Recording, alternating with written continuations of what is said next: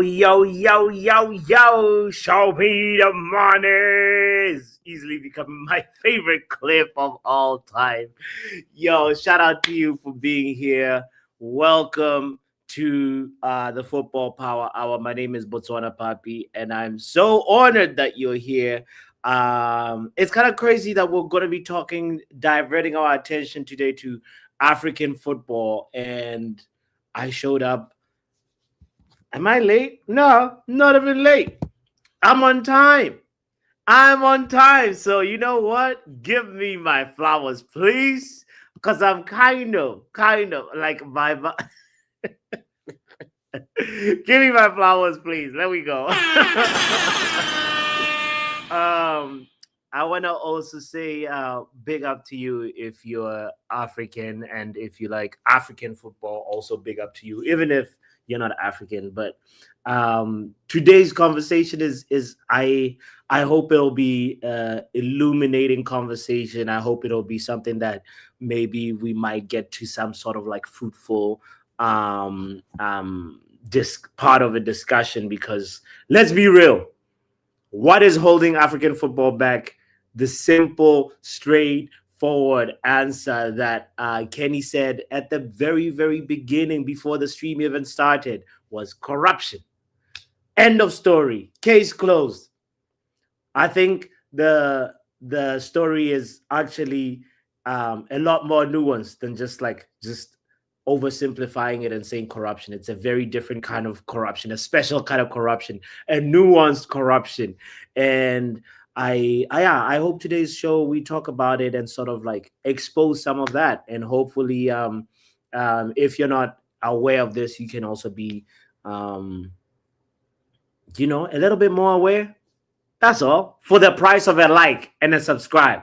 I think that should be, show me the like. That's what we should go with. But anyway, big up yourself, Kenny Fan TV, by the way. Shout out to Stephanie in the building. Shout out to you, Doctor in the house.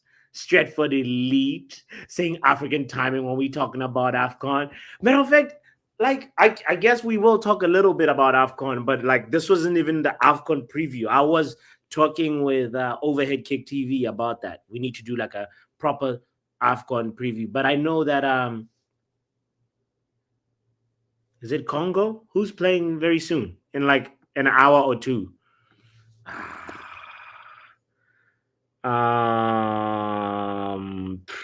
My God, World Cup qualification. It's Congo versus Cameroon and Nigeria Gabon, and the winner of those two fixtures gets to play play each other, and then they can go on and play for a World Cup qualifier. But but if the conversation drifts there, great, fantastic. Shout out to you, Luan in the building. Big up, Lou. Hope that you're doing well. Hope that you're doing better today, by the way. Been meaning to check up on you, but I will. Big up to Bilal in the building, leaders of African countries. It's not just football, though. Yeah. All right. Well, we might as well just start by getting into it, should we? Like, I think our first stop in terms of this conversation should pretty much start with we can start with a lot of places, but I think one country that is obviously mentioned a lot is Nigeria.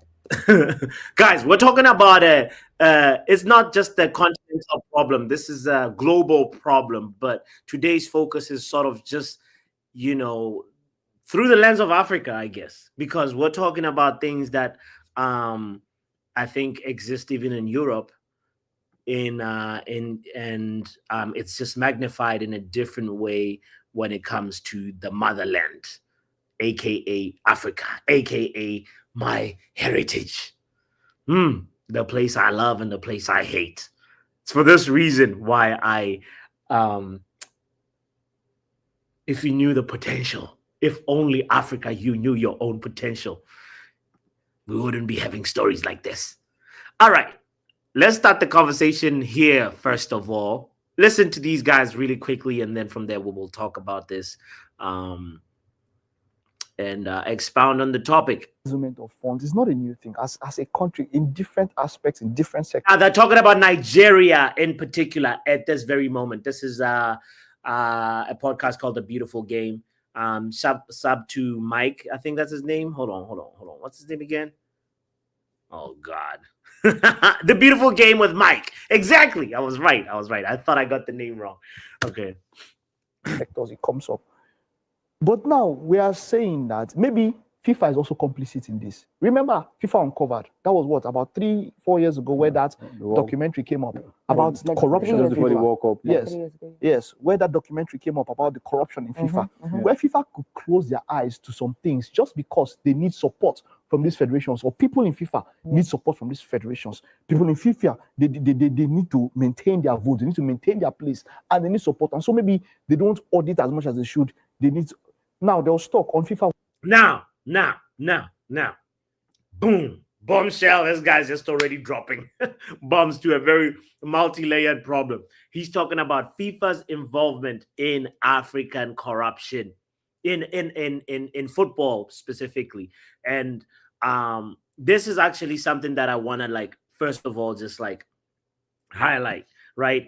I was reading this case study written by Manasseh Chiwese from Zimbabwe, University of Zimbabwe to be particular. And he actually wrote, it's a really, really interesting case study that, sort of just talks about just different reasons why some of the problems, why there's underdevelopment of the game in the continent, across the continent of Africa, right?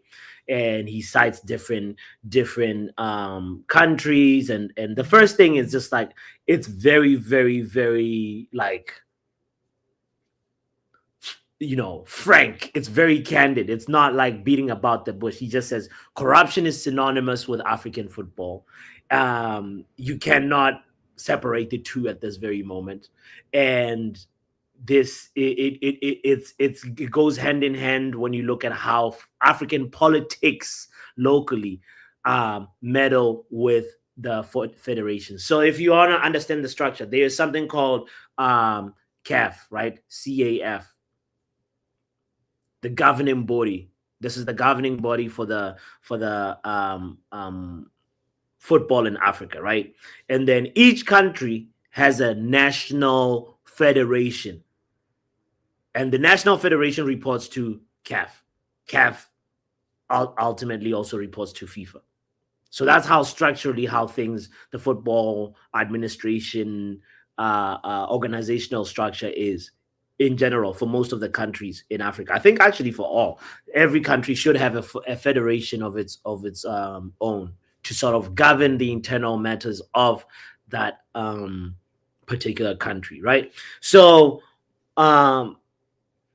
what that structure already creates is a big structural problem, because now FIFA has this sort of distant approach to the national federations, especially when it comes with respect especially to accountability.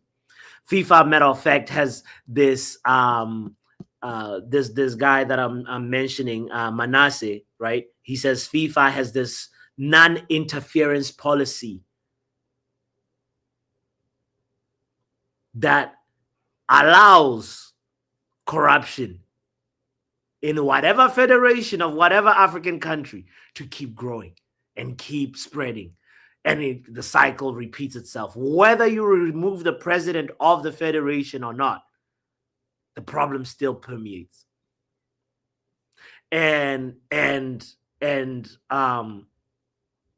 something that's almost sort of become a norm. In many African countries, they call it have a little something, have a little motivation, a little envelope. In Nigeria specifically, it's called sharing the national cake. In other countries, they say to eat a little something.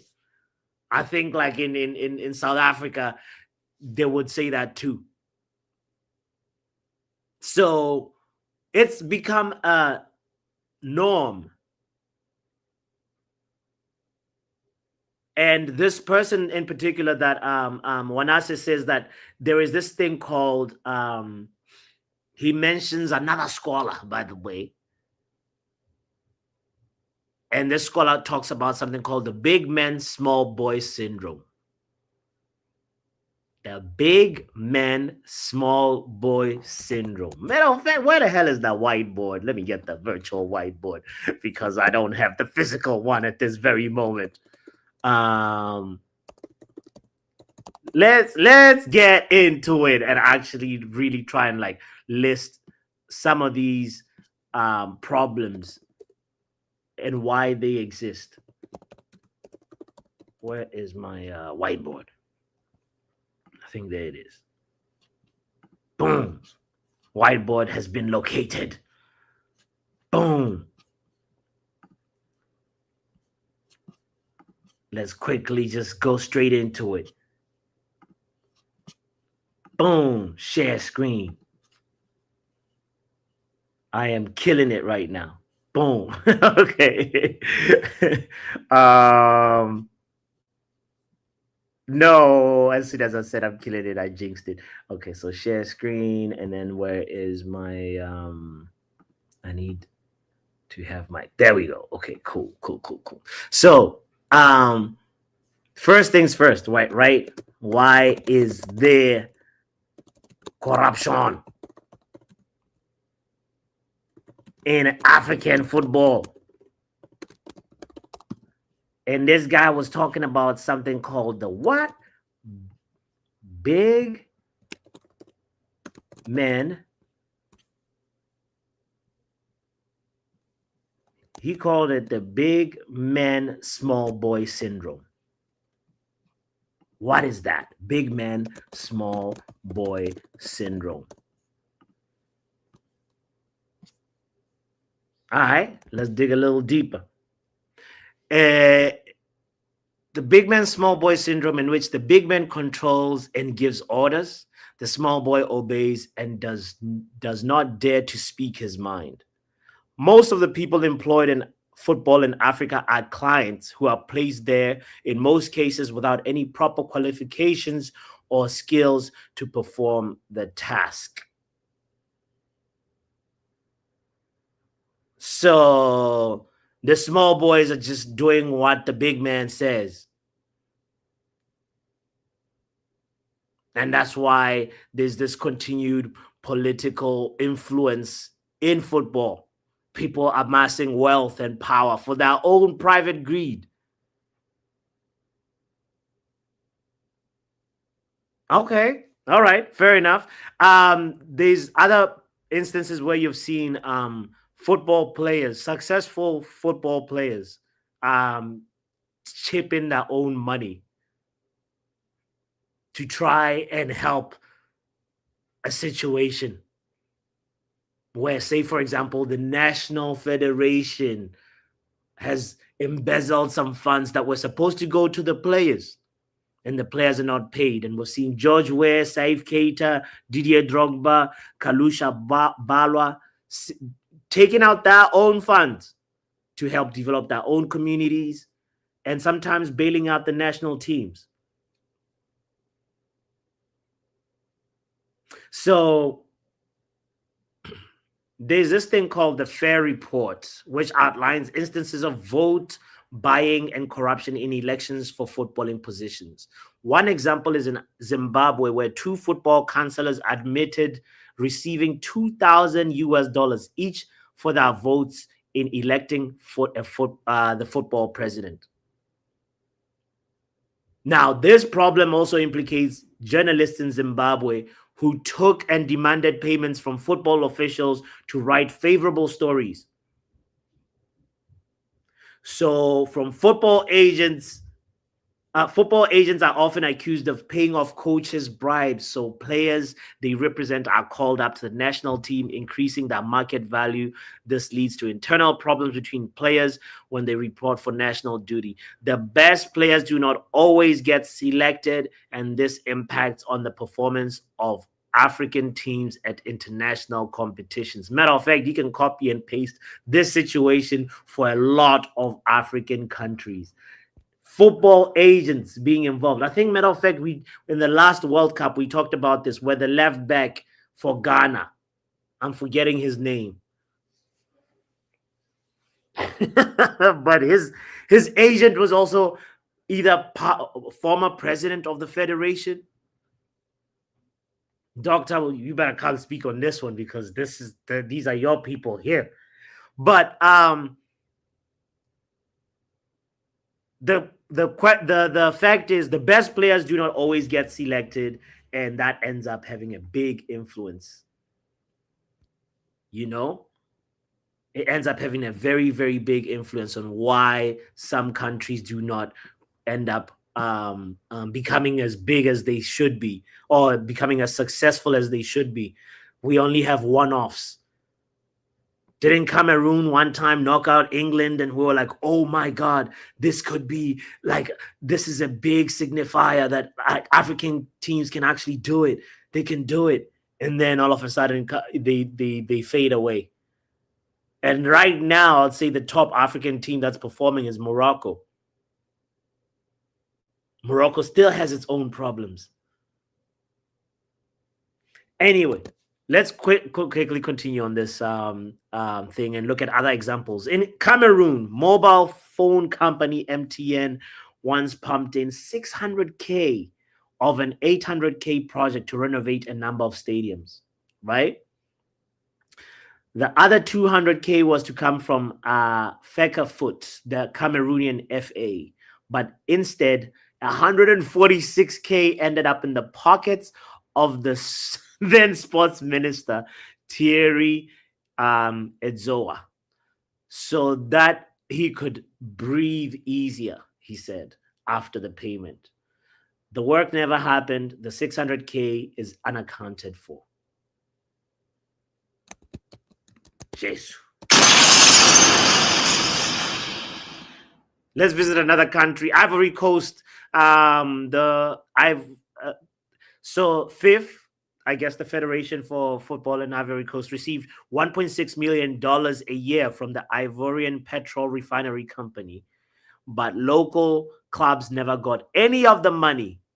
The fund's existence only became public when the company stopped the donations in 2007 on discovering the money was not being distributed. 1.6 million American dollars. A petrol company was giving money to try and help the people of Ivory Coast, where Amad Diallo is from. Do you get how infuriating this problem is? We could have found 11 more Amad Diallos if that money. 11 more Didier Drogbas if that money. 11 more, like, dude, I don't understand sometimes how our people think. When I say our people, I mean, you know, the Africans that are supposed to be looking at this in a long-term perspective, and you're taking that 1.6 million straight into your pocket and letting greed take over. Imagine what the Ivorian Petrol Refinery Company, like, you know, how they felt after losing that money and it's not accounted for. And what does that mean to other companies that may have had the idea of just like being like, hey, we need to like donate some money to grassroots football in our country. We talked about the FIFA non-interference clause. I think that one deserves to be you know, non-interference. How do you spell interference? That's not how you spell interference. Interference, right?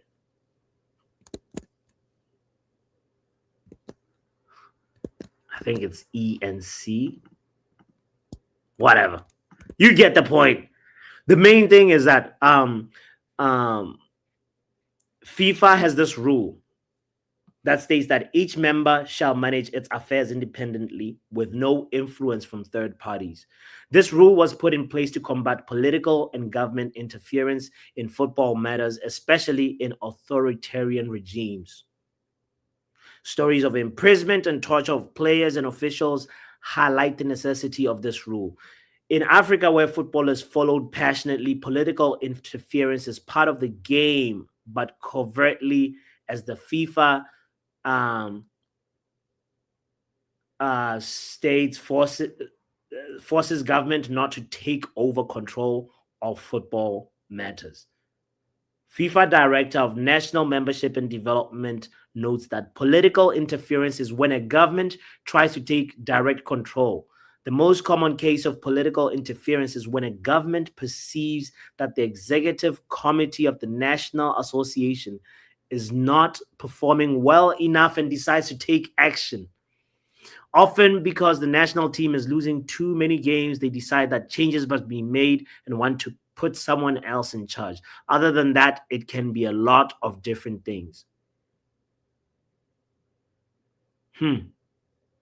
So this rule has often been cited as a bullying tactic by FIFA to circumvent global democratic process. So it ends up creating this disconnect where there is no accountability.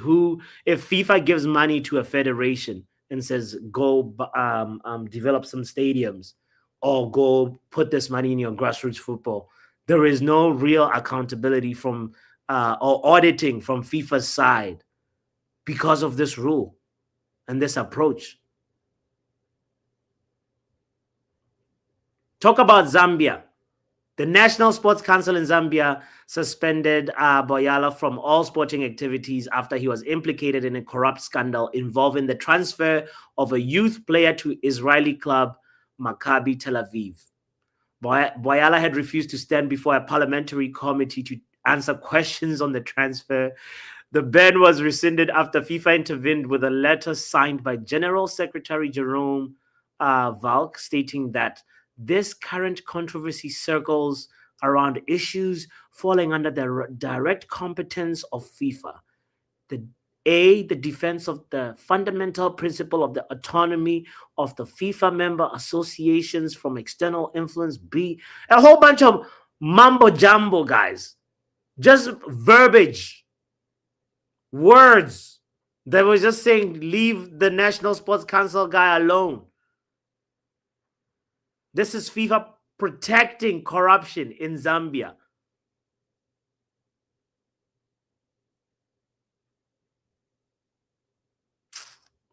Crazy. And nobody talks about this enough, you know. So, okay, to conclude this, I don't want to spend too much time on this. I want to share the link. But to conclude this is like that 3 major reasons: corruption, disorganization, and individualism that is like infiltrated by greed. That is the reason why there's so many different like factors where, as I mentioned, is like sometimes it can be footballing agents. Sometimes it can even be just like the president of the federation. Sometimes it could be members, people that are working in the federation. And it's just so bad because it's such a short-term mindedness that people are prioritizing personal gain over developing football in their own country. Yay! Craziness. You know what's funny? There is as I mentioned, Morocco and South Africa are looked at as countries that are a little bit more organized, but there's still corruption in South Africa. There's still corruption in a country like Botswana that's known for transparency. Transparency, my foot. There is always some scandal every couple of years. Matter of fact, for us in 2019, there was the former Secretary General of called Moketsi Khotlele was actually exposed for accepting bribes related to match fixing.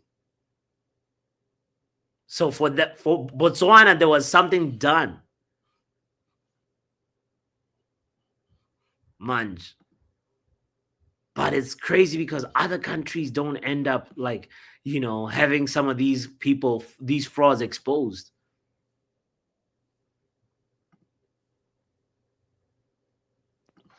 Let me hear, Doctor. Big up, Doctor.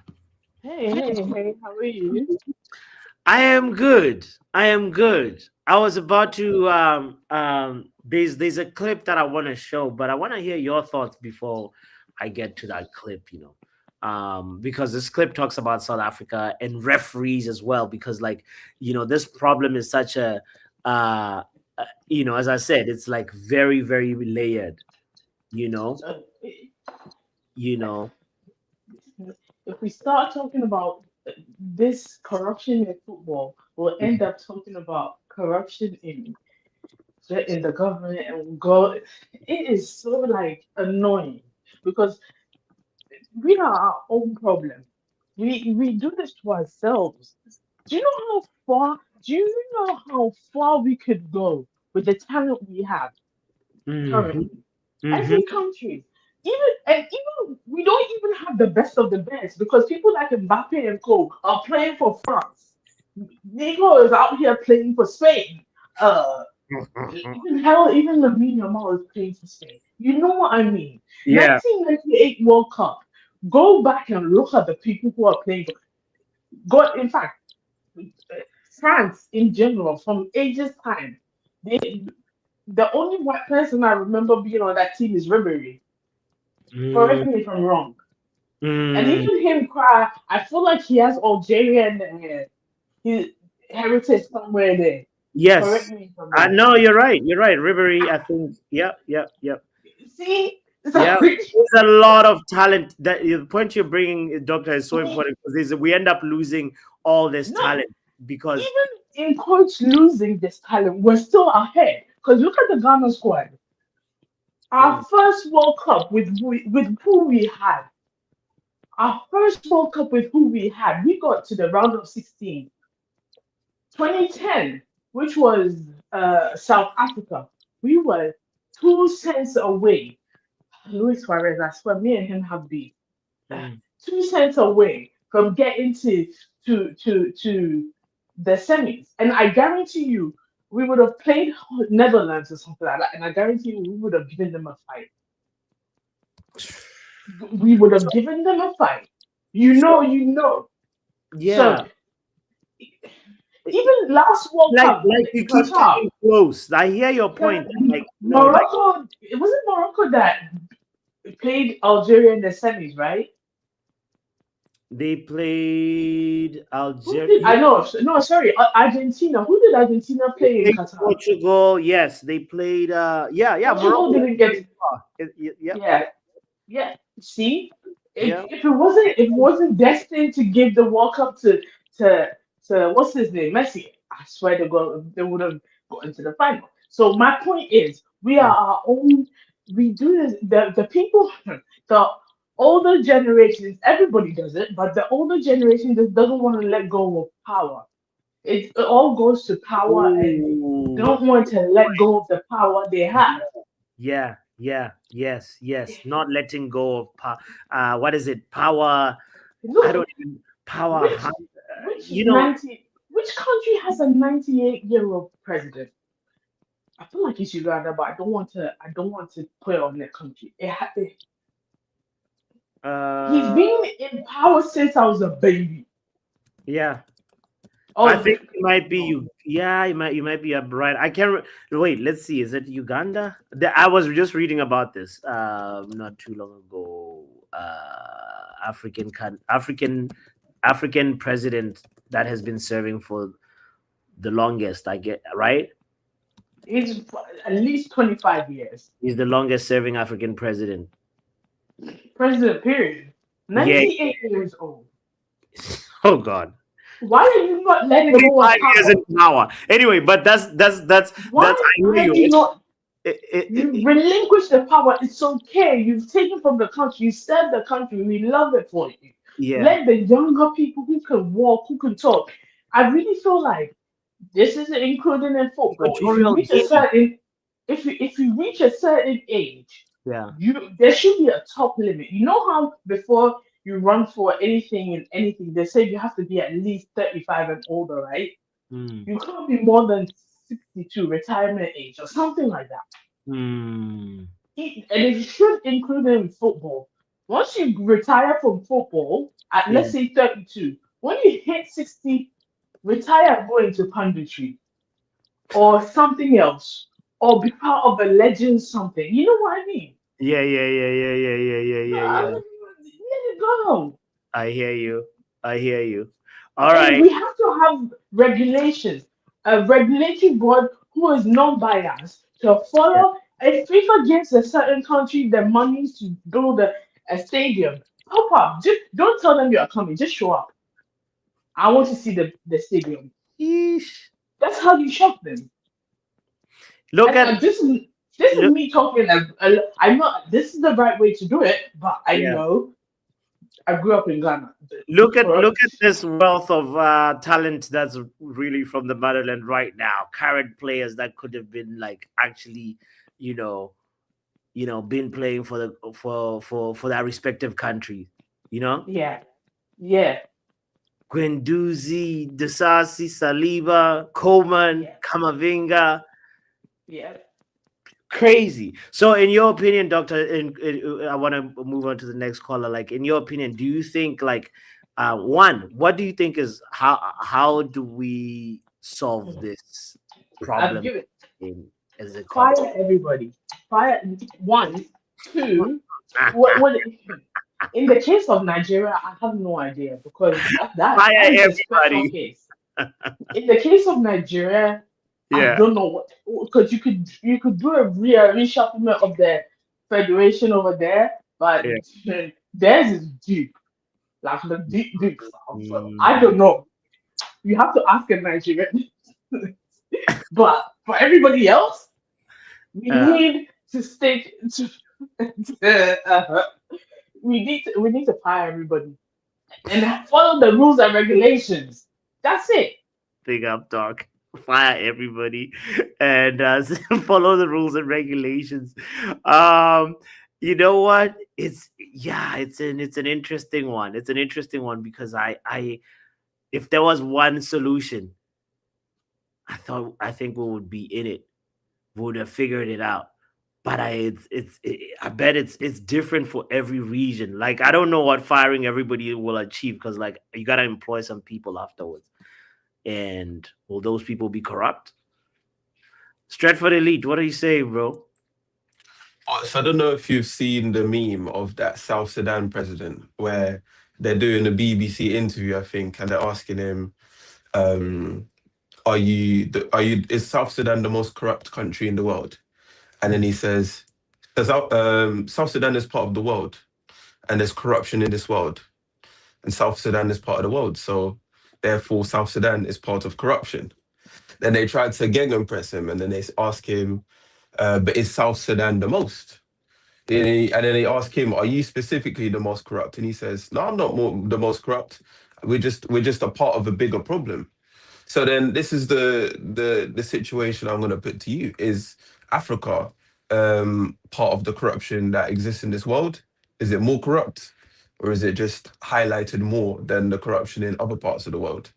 This is Mm, something that we only see mainly with Africa because there's not so much. Like governing as other countries, but so I can make the case there's corruption everywhere. So why is there corruption in African football? I think the situation is like I mean, there's corruption everywhere, but like one thing that I focused on was like even AFCON, you could see the situation with the deducted points, how they manipulated that. yeah. I know, like there was allegations that they tried to construct a scenario where Nigeria could qualify. I strongly believe that, and they were able to manipulate it in a way.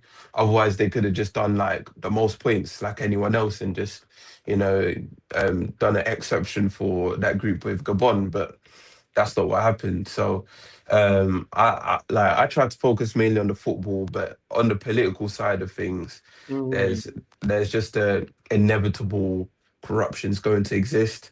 It's about how do you govern it. And you know that point you made about like FIFA trying to micromanage and mhm, every country like mhm. being managed by like this overarching governing, but it's not going to work. Let's be honest, like because each country has to be individually managed by their own governing body. And like, I don't know if you've been micromanaged by a boss or like you're in school and like you had a Mm, teacher like checking yeah, over your shoulder every second. Like, it's just not sustainable and it's not healthy for that country. You don't want to be yeah, that country yeah. that's is getting micromanaged by their boss because that's how it's gonna feel No. like for them.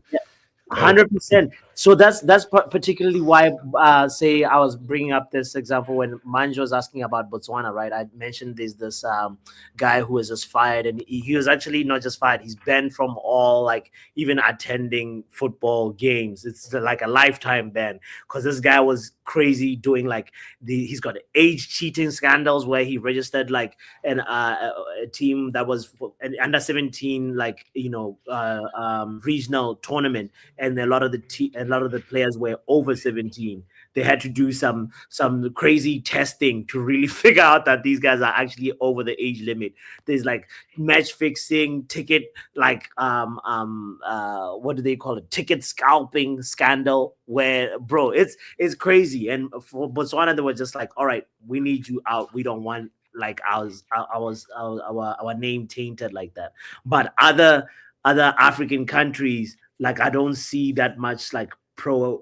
I'm not saying Botswana is clean, by the way. Like, I'm not saying there's no corruption at all. Now, there is definitely still some shady business going on. That's why, like, for me, I'm disappointed. Like, that Botswana is not performing at the level that it needs to be. Look at like a country.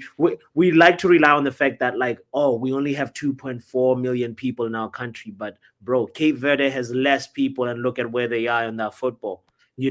There's other countries that are really trying and getting a lot of things right, and there's some that are literally not giving a toss, and that's the disheartening part.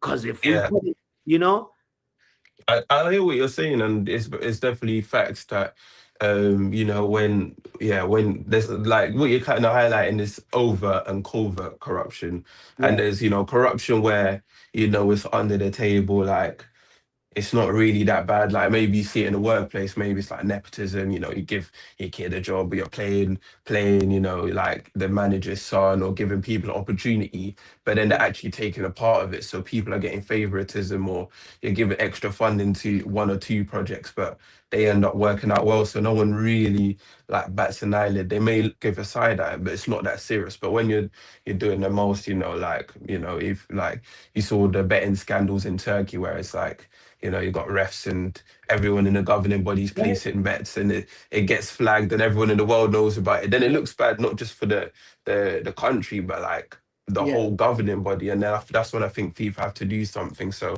like, yeah, I think like you're saying, there's levels to it. My thing is I just prefer the football to stay with the football and the Mm, politics to stay in the politics. But like we know with Africa, that's inevitable. So what we've got to try and do is, hold the like governing bodies and whatnot accountable. But like for Nigeria today, like if you're gonna ask me score predictions, I think Nigeria are gonna lose because I know all this like this distractions. It's just too much, yeah. man. Like No, but and I, Nigeria does well when that back is against the wall.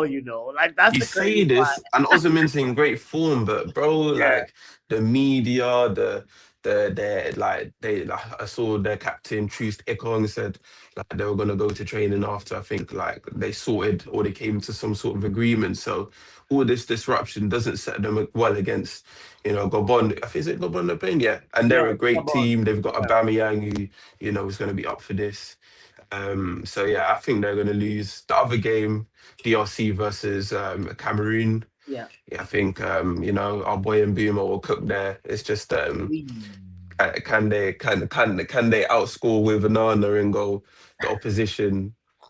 Did you see Onana is Wan-Bissaka? playing. Do you think Yeah, Onana? Wan-Bissaka got his call up. Yeah, Wan-Bissaka, he's getting playing his first game for Congo. So that's another point. Like, why do these players who have dual nationalities or half, maybe they have an African parent and they were born in, Europe, they choose to play for the European country? But, that's another conversation for another day. It's just one of those. But yeah, I'm looking forward to this Nigeria game. We're gonna try to keep an eye, but yeah, I think they'll lose and Yeah, Cameroon and will the winner, win the as well. winner, the winner of the two Stratford play on Sunday, right? I think it's on Yeah. Sunday, and that one I'll be able to do the watch along for it. So I hope like it's if it's a final, if it's like a final playoff between Cameroon and Nigeria, man, that would be that would be insane. crazy. We would be there. In that case, for sure that we will be there for sure. We will be there. We will be there. Nigeria versus Cameroon. Come on, man. Big up to Stratford Elite. But yeah, he raises like a very interesting take there that like accountability is key. How do you hold these mofos accountable? Nonconformist says, did I hear nepotism? It's everywhere. Sure. It's everywhere. It's everywhere. Matter of fact, you could even say at Manchester United there's nepotism, You could even make the case and say at Manchester, I got nothing against them Fletcher boys. Got nothing against them Rooney boys. But all I'm saying is like, are they the best in the country though? For that age? That's the question that I just want to pose to you. Let me hear what men like Pav got to say. Big up, Pav. Yo. Pav, you big up, broski. Look at this, Pav, before we start. Listen to this guy right here. Hold on. This is an African leader, Corruption is not bad. Corruption is only bad if I'm not involved. Yes. But if I'm part of that corruption, I'll defend it. I know about that meme. I sent it to Yo-Yo to tell KG to use it on his channel. I saw this meme time ago, bro. I found it hilarious. But have you seen the link that I posted to you in your WhatsApp chat? Let me see. No. Let me see it. Hold on. If you want to summarize corruption in one image, it's off that Twitter link I sent you. All right. Let's see it. In African football. Oh, the one about Nigeria? Yeah.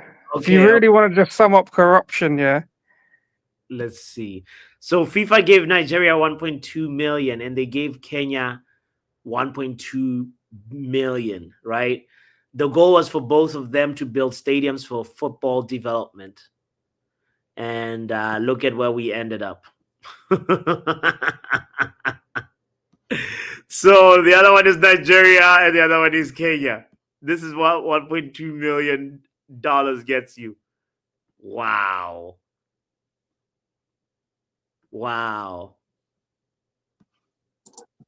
But the thing is, with the Kenya one, they also funded a lot of money themselves with the taxpayer. So they obviously pumped their money because $1.2 million ain't making you that stadium in Kenya, but also $1.2 million ain't making that mud pit in Nigeria with a bit of AstroTurf. Yeah, bro. That's crazy, That's wild. Maybe the Glazers... Let me ask you some questions now. As an expert, in money, corruption, I might as well be an expert in African football. Okay. Not that I know much about it, but I will say that I'm an expert. Right. Now, if you wasn't in America working, say you were back in home, Botswana, or you could be in and around an African country, you were on whatever wage there. Now, if you've got the chance to swindle some money out of FIFA, whoever, because you're not making a lot out there, you're doing it. Bro, you're doing it because you're like, if I don't do it, somebody else will. They'll find somebody else. Then why are you lot moaning about corruption in Africa? because it's that. Because same- you're an outsider now. no, You're an no, outsider. you're moaning. You're an outsider in America making dough, What more mo- money than your comrades in Botswana or I don't know where else. Most of them anyway. We're moaning because we realized the potential of Africa and where we could go if we didn't do that. If we didn't take those. No, short- but that's you seeing it as an outsider. Now I'm talking about the people who are working there, insiders, looking at it and thinking, right, no, it's hard to make money out here. Yeah, I want to be rich. Yeah. These players are making whatever. They're looking at Victor Osimhen, 300-400 grand a week. Brother, I don't care if he gets paid. I don't care. I want part of this cash. Oh, FIFA, you want to give us $1.2 million for a stadium? Bless. We'll split a mil between certain man. 200k goes into that pitch. All the people moaning, coming on here talking about corruption. Yeah, you're all saying it as outsiders. Yeah. Doc, you're making a good living as a doctor here in the UK. Bots, you're out there in America doing teaching, making a decent living. Yeah. I don't know what other Africans on there. Vegeta obviously is back in South Africa, but I'm telling you now, Vegeta's working for the South African Federation for football. No. Yeah. Vegeta went on a safari. No. I'm sorry, Vegeta. Vegeta's filling his pockets, bro, before he's leaving the office. Yeah. But You're it's telling me Vegeta comes in here, tells us he wants a PS5. He sees like 500. I don't know what the conversion. What's the South African currency? Is it Rand. what's their currency? Rands, South African rand. My man seeing some rands in the safe for some new football kits. No, that's not PS5. All of you lot moaning, yeah, about corruption in Africa. You're all outside making better living than most of your brothers and sisters out there. Yeah, you're telling me, brother. I'm telling you now. If I'm in India, yeah, working in I don't know wherever sports, cricket or whatever, yeah, and I'm making 90% less money than say a family member is in the UK. But I'm stealing that money. Do you think I give a shit? Why do you think half of India are fucking sitting there calling you over the phone, telling you that they're here for tech support? And next thing you know, you're paying them about $1,000 in Amazon gift cards. Sit menu for protecting these guys. What kind of take is this? Is he? He's telling the truth though. But man, Fam, listen to this. Music. No. To be honest, Seppi, I mean, it's hard to say out loud, but I think there is an element of bribery and corruption. I think there is an element of bribery and corruption in South African football. Whether it's at the top level or not is debatable, but certainly at the lower levels. And the best way to mitigate this is to remunerate referees more fairly. Referees are not remunerated fairly. They make a decision on the field and then they get long suspensions with no pay, and then they're unable to feed their families. So what happens? That's exactly who Pav is talking about. If you're suspended, you're already making a little bit of coin, and they suspend you for like some decision you make, right? Next time you get a bribe, you're taking it. When you come back to refereeing, you might just take a little on the side to make sure that you can feed your family for the next 6 months if something were to happen to you again. So it's really tough. It's a truth bomb, but nah, fam, nah. But put up Court's comment, from earlier where he says the people scamming are already rich though. Yeah, put it up. Put that comment up. People scamming are already rich. Right. So they started scamming when they didn't have money. Now they got the money. They don't want to be poor again, so they're gonna keep doing it. Yeah, you want money, you want advice about money and things, you come to people like me. You think I wouldn't do in England, I wouldn't need to, because people here make a decent living. But if I was back in India, and I had to go up there, but you people get scammed, you outsiders get scammed all the time. I've seen enough times when I've been abroad how people try to scam people out there because they don't make the money that we make over there. They see us, they don't know. Like, there's obviously some people who probably work really, really, really hard to get what they need and to earn a living. But when they go abroad, you're all seen as that you've all got money. They all instantly think you all got money. So when you got like your African people, Asians or whatever, Yeah, but them man are taking a slice. Yeah, it's not even like it is corruption, but it will never stop. Yeah, once a taste, get that taste. Yeah, of FIFA. Thank you.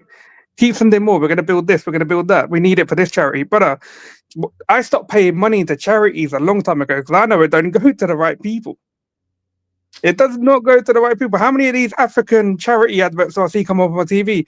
I'm like, wait, 10 years later, these same people still asking for more money. Where's that money going? What have you done in 10 years? And now you're still asking for more money, saying that you've still got these problems. I have to say, man, you proud for African charity's sake now, because you're now swaying people to not, donate to any African charity now. You know what I mean? But I hear your point, but still doesn't make it right. Just because somebody gotta eat doesn't make it right. Big up to North Botswana. Hi, my name is Steve from AT&T. I knew it! You Hi, criminal! my name is Steve. My name is Steve from AT&T Customer Service from India. How may I help you? You're a leader of a football federation in Africa. The way you're moving, man. But okay, what are you saying, bro? Big up yourself. Okay, big up. Where do you get this picture, first of all? It was on the stream ages ago, like last year or something. I think you and Doc were on the same stream, believe it or not. Yeah, but yeah, it's all fun and games anyway. Big up Vegeta as well, man. Hey, bots, man. So did you hear Pav? He was saying like it will never stop. Like Pav was almost depressing me, because he was saying, bro, this is how it is and it's gonna continue. It was such a very damning outlook on it. What do you think? Hey, bots, do you know how what's that phrase? Money makes the world go round. Yes. That's where I stand on it. Everyone will be looking to make their quick buck. Everyone will be taking their moral high ground. I'm not going to take that much money, where in actual reality, you will. If somebody offers you 350K a week to do nothing, you're going to take it. If someone's going to offer you 500K a week, you're going to take it.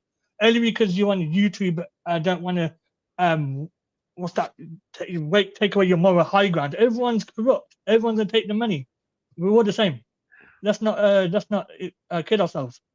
Everyone take the money. Say like if your agent and bots or your boss offers you higher amount of money, so like 3, 4, 10 times as much, you're gonna take it in it for doing less.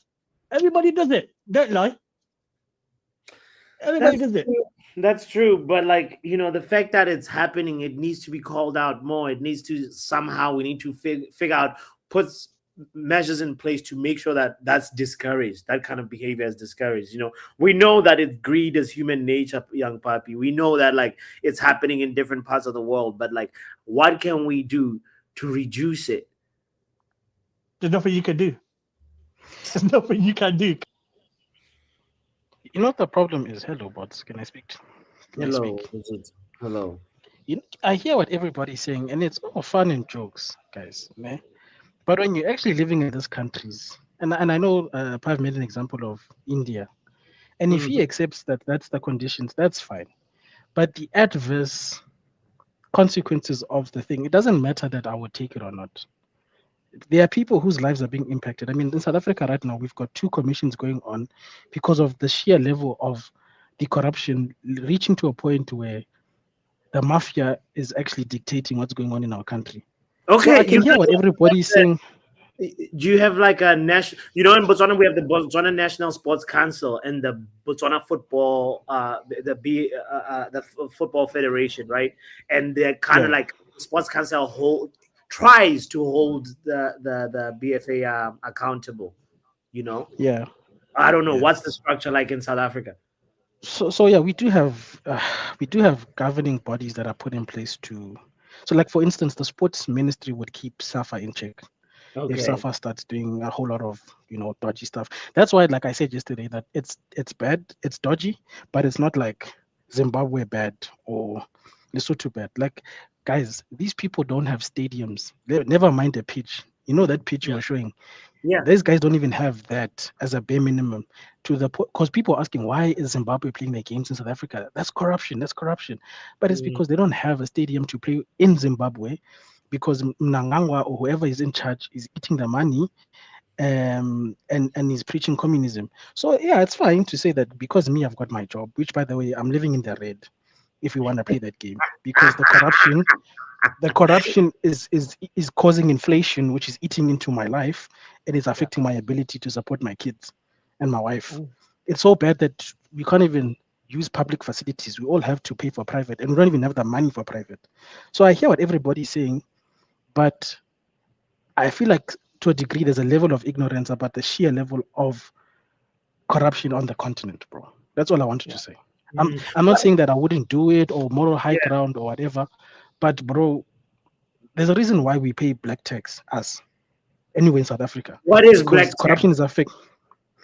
Black taxes means that if there's 10 of us in the family and I get a job, my job is not just supporting me. I have to pay for my auntie, for my cousins, for my, you know why? Because the corruption has chased away investments, has chased away the ability for people to be employed. So now my employment is supporting all of us. So for people to come here and say it is what it is, it's not, bro. This thing has devastating effects, bro. Even with sports, because people call sports an escape. People don't even have that escape. You get what I'm saying? Because their teams are not qualifying for tournaments because of the corruption. So I don't get the jokes people. This thing is serious, you know. Yeah. And people wonder why we haven't seen an African team, besides the corruption of FIFA, of course. Like FIFA has its own corruption, but besides that, the corruption is holding our potential back from even aspiring to those things. That's why when we get a little bit of success, remember like the guy for Botswana who won his race at the Olympics. The reason why even as Southern Africans we celebrated that is because it's a rare occasion, it's a rare thing that happens, and despite the corruption, that person was able to succeed. And the lack of like resources to help cultivate that type of talent. It's rare. Exactly, bro. You know. So when people are like, if they put 5 million, maybe because you're desperate, you might do that corruption. But another reason why most of us wouldn't work in the public sector is that even if you want to do the right thing, you will die. It will cost you your life. Vegeta, bro, like more damning outlook on it, but like I hear you saying Hey, Bots, quick question. Yeah. Who you got winning the playoff rounds today in the African nations? I think Cameroon. Yeah. I agree. With Onana in goal, they'll still do it. I think that I hope it goes to like extra time or something, penalties, drama, you know, because international breaks. It's actually effectively started today because the last couple of days has been a bit tedious, you know. So anyway, Bots, thanks for having me on, man. Big up. Big up, man. It's funny because, you know, Vegeta, young Papi was asking, like, what happened with Akon City that he was building? Man, that guy was lying out of his teeth. I don't know what he was talking about. Bro. He also became an African corrupt. That guy, you know, he's such a weird guy, bro, because he does stuff on the continent, but some of the lies he tells to just amplify what he's doing is actually interesting to me. I thought we were all gonna go move to Akon City and live, you know, where there's football. Like, but the fake Wakanda, bro. That guy was trying to build a fake Wakanda, bro.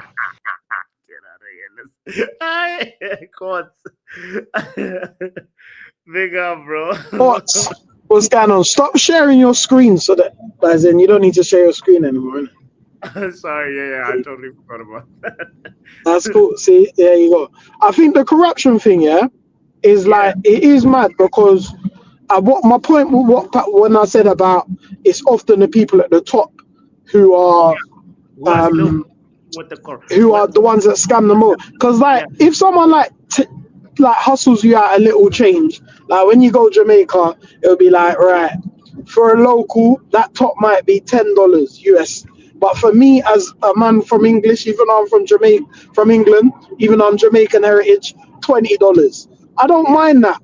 That's fine. I know that I got to pay tax, but we're talking about heavy sums of money to build infrastructure that is just misspent.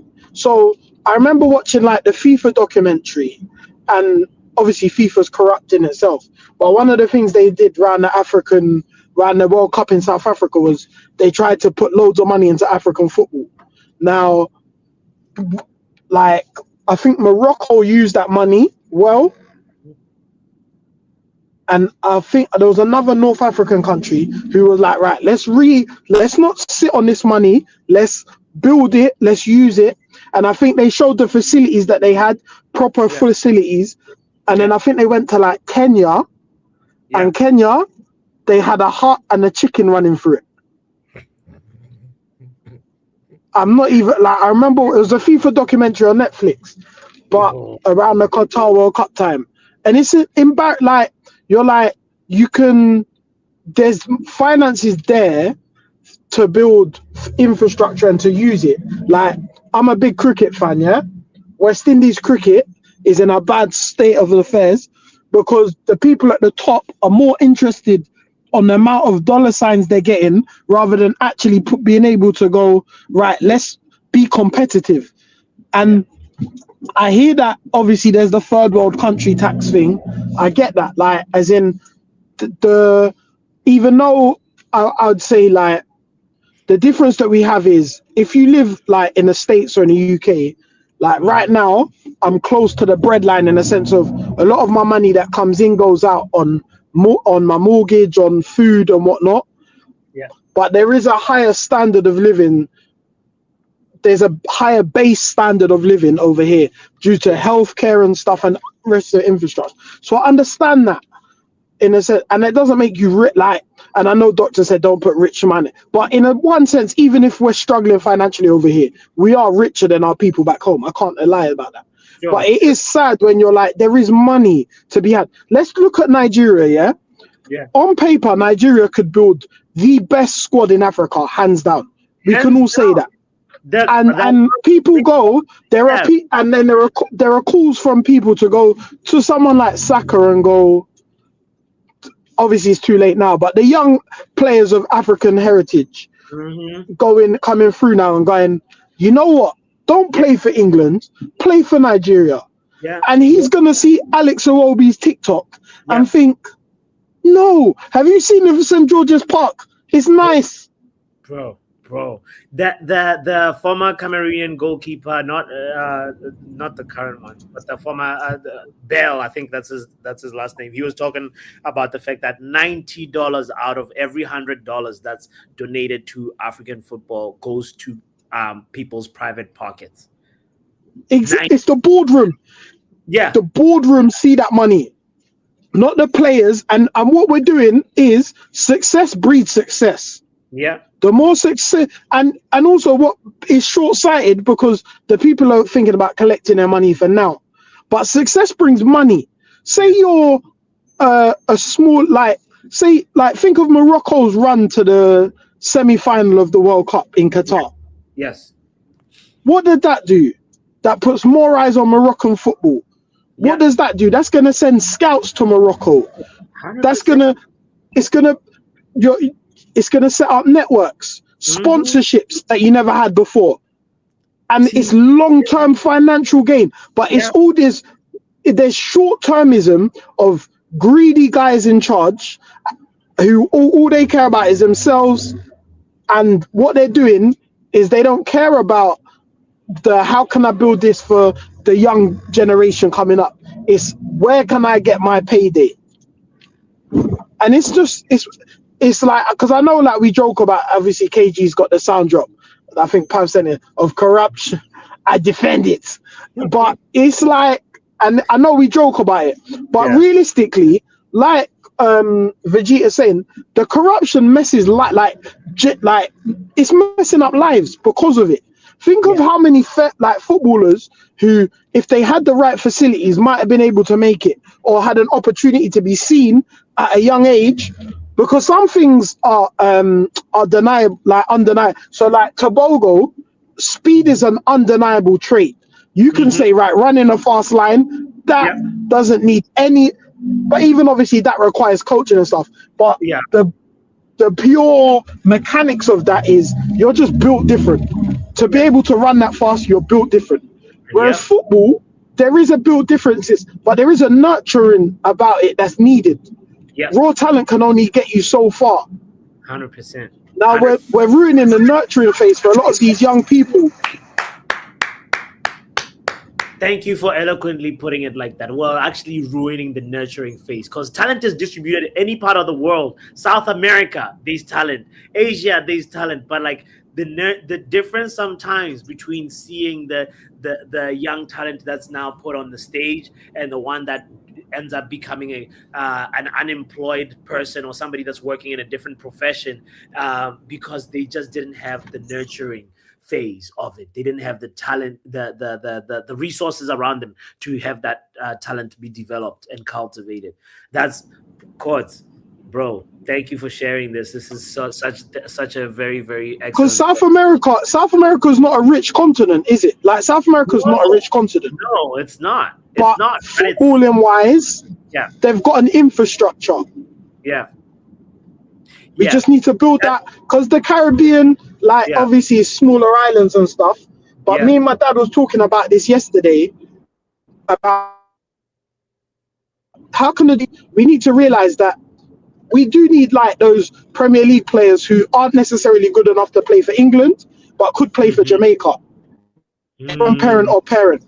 But it's not set up for that, because the board, the Jamaica Football Federation, don't want to make their mind up whether they only want local players or international players. So there's that, and then there's also like Ravel Morrison told a story on a podcast. He had to pay for his flight to Japan one time. Oh God! And foolishness like that. So crazy. This needs to be addressed, and something has to change. It can't continue like this. Big up Courts, by the way. Thank you for dropping in and sharing your take. Guys, kind reminder to hit the like button if you haven't done so yet.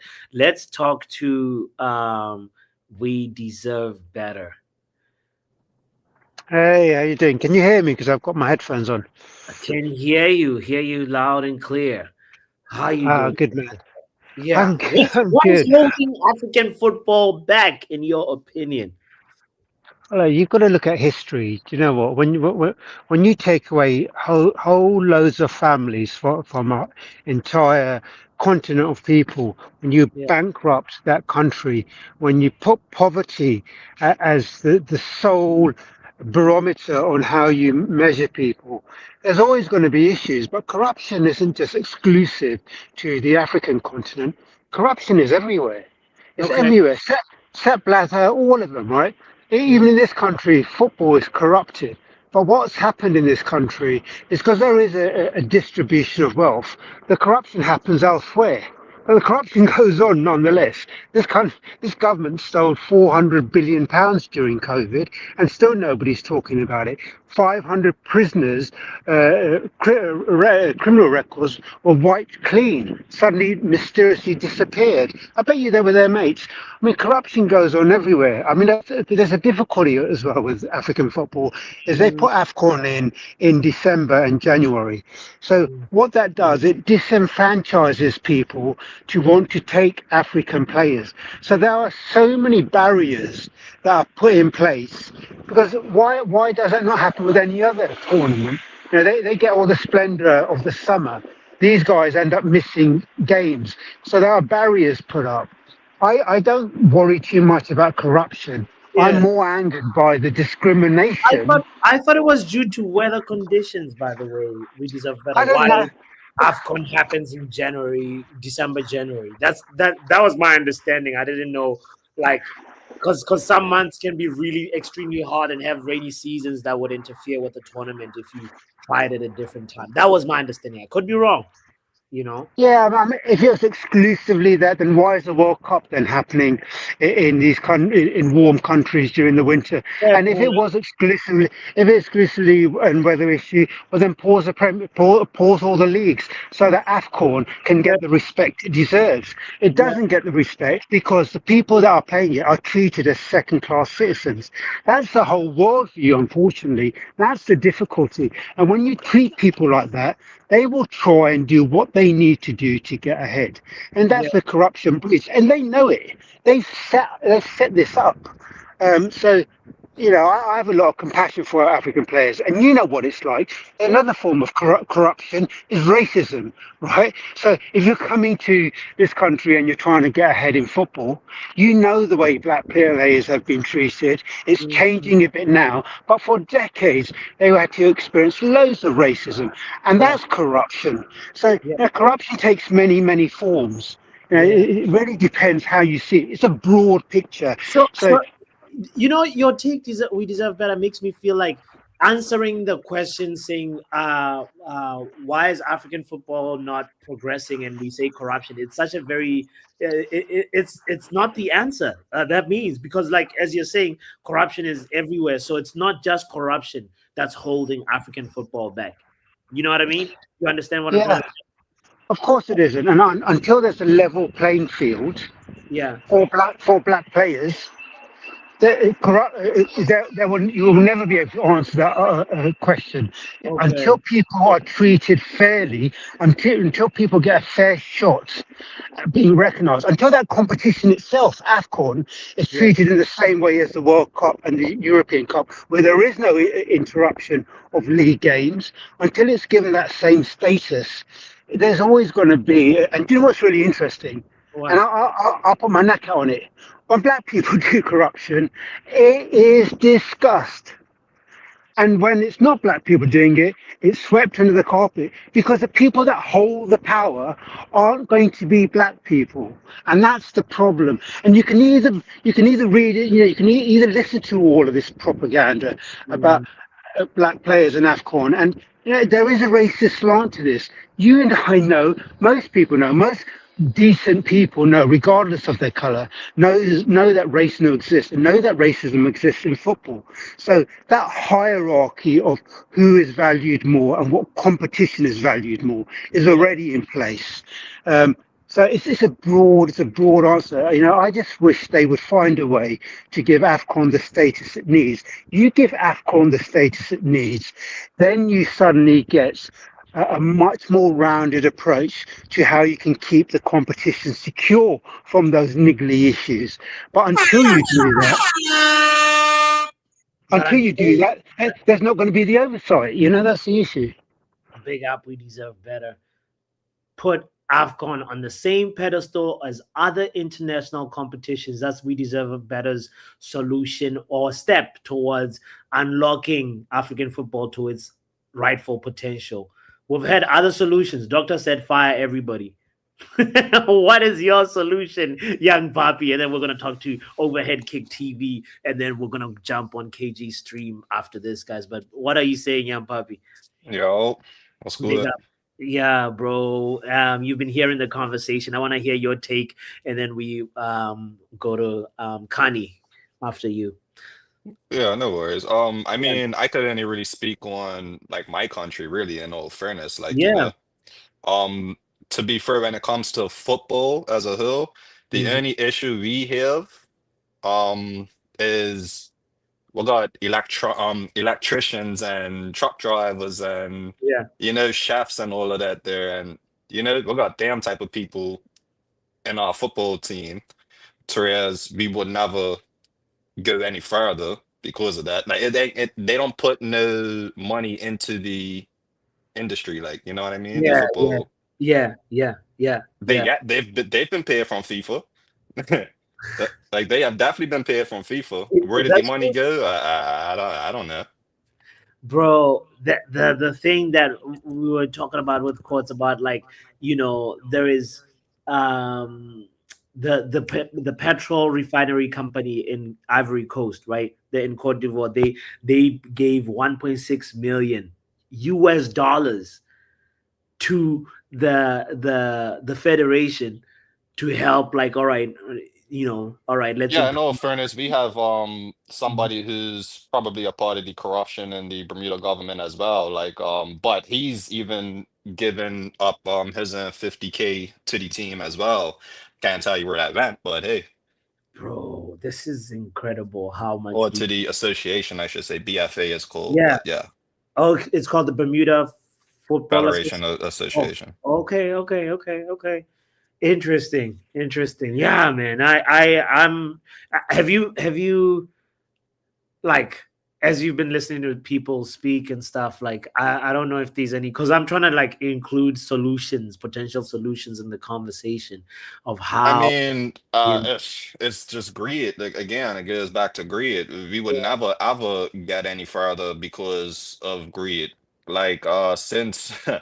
like COVID, our premier made like 50 to 70 million dollars in USD over COVID off entry fees, sorry, to get into the island and all of that type of dumbness, like, you know.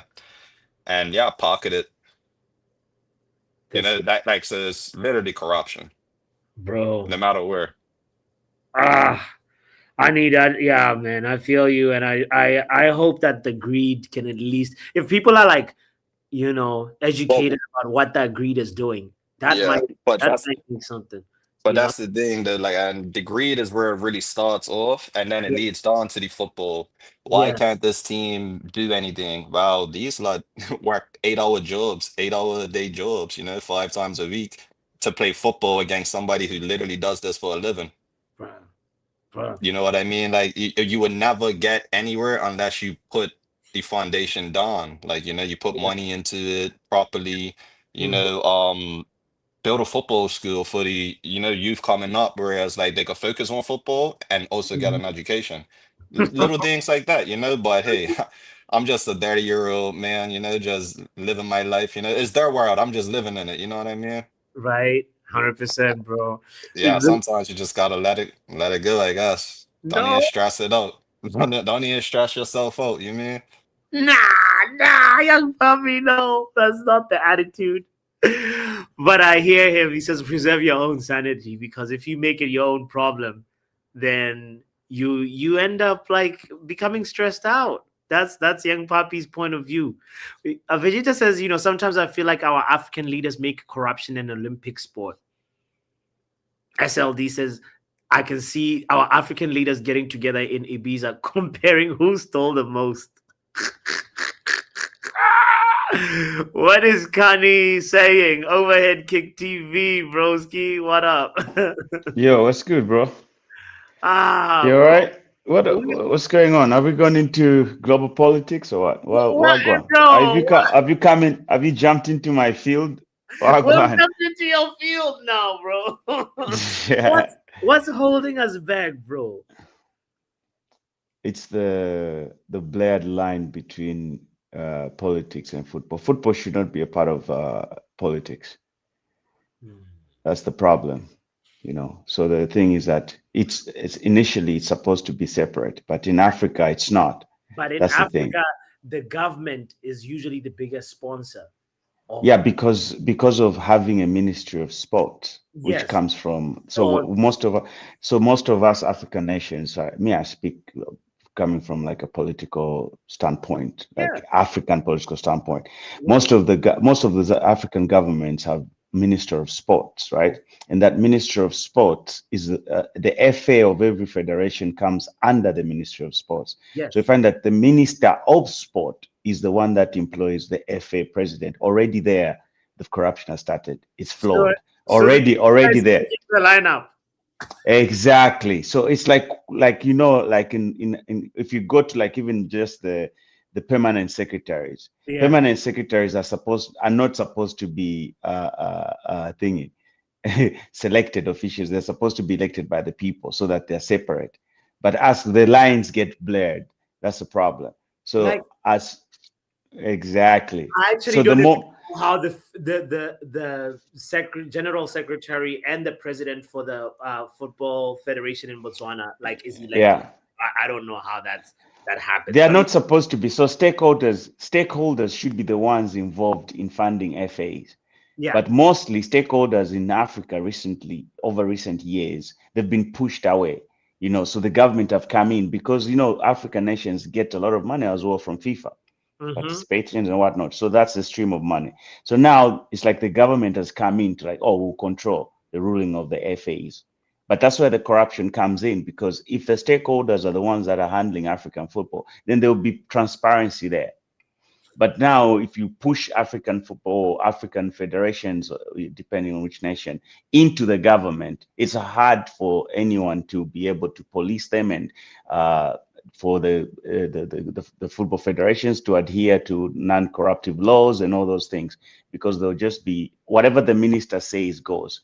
So you have situations whereby certain players can be called up because they've got these, they give these little perks to the people. You know, the local players can't be called in because they don't have money. So you find that talent gets funneled away.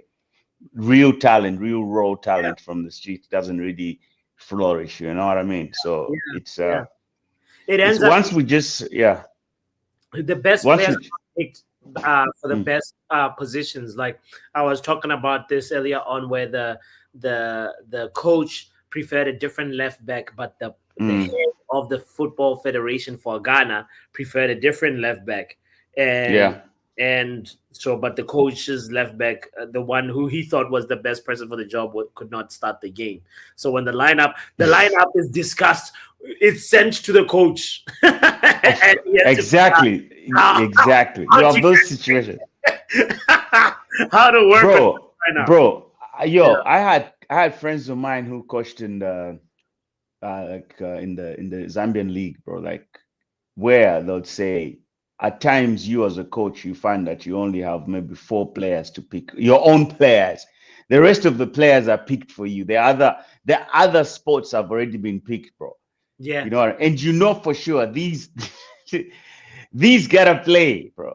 And then so you as a coach, so you see where the stagnation begins, even just for pro. And minus all these hurdles that we have, we still somehow flourish. That's why we're a resilient type, bro. Like, we're cut different. You know what I mean? So imagine if we were to just be serious and manage our affairs probably, would have won the World Cup. And already we're already facing the big corrupt, because FIFA is corrupt. Let's not sit here and just like throw dirt at African corruption as if like the biggest corruption does not come. The biggest corruption came from the first world. They taught us corruption. This was foreign to us. You know what I mean? Yeah. So look, we can't just look at Africa. It stems from up, top down. Anyway, bro, let's not stay long on this topic. It's a long topic. It's a long topic. I want to read what Rock says, saying, I don't know if this is a solution, but you should look into what young students in Nepal did against corrupt government and nepotism. It's worth knowing the world out there is suffering too.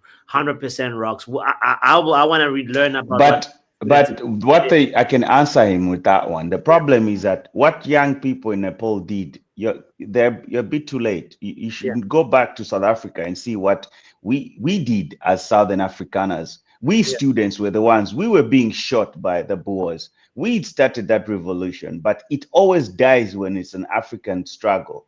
You know, it always dies unnamed. But if it's Naples, if it's different, it will be cried about, blah, blah, blah. But young youths, young people have been fighting, have been shaming governments, have been doing this. But the rest of the world does not rally to an African struggle as much as they do others, regardless whether yellow, blue, or whatnot. Yeah. So to say that, oh, we should like look at Nepal. Nepal kind of like did what we've been doing for years, bro. Sure. But it's just like people coming together and not being there's more power in being unified and calling and asking for accountability, right? That's one way to kind of like help, I think, in the right direction, right? Absolutely, yes, absolutely. But also it's very good to hear it from the other side, to advocate for, like there's that saying, like, real friends are the ones that talk good about you in rooms you're not in. You get me? You get me? Those are the real friends, and that exactly. So it's really nice if Africa can get help, especially from the youth, non-African youth, to advocate like, nah, enough is enough. Like, this is how it is. That's where change comes in. You know what I mean? Yeah. Anyway, bro.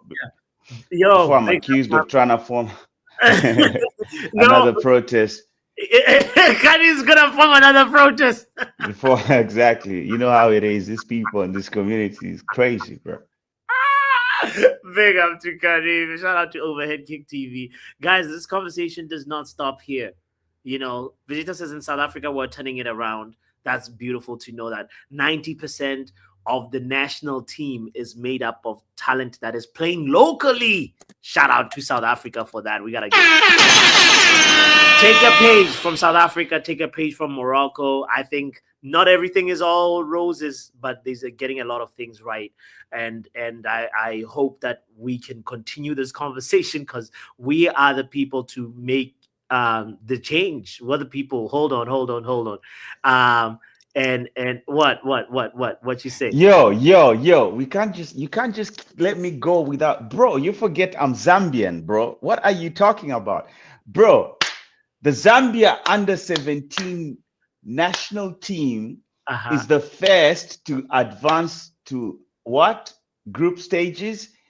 The first African team, and they just done it just now. They're doing it. The boys are playing, bro. No way! They are playing, bro. Come on. I'm telling you, you can't talk African football without giving the Zambia, bro. Give us the flowers. Yes, the flowers deserve to go to Zambia, bro. I'm telling you, bro. The youngsters are. Shout out to Zambia. Shout out to no. These are the small wins that we're talking about. Yo, guys, Doctor, what are you gonna say? I want to be the last person. It's because it's gonna be a little bit. You're the last word. Oh, really? Yes. It's a little song. Let's go. In honor of the green shirt you're wearing. Tinky Winky, Dipsy, La La. No, God!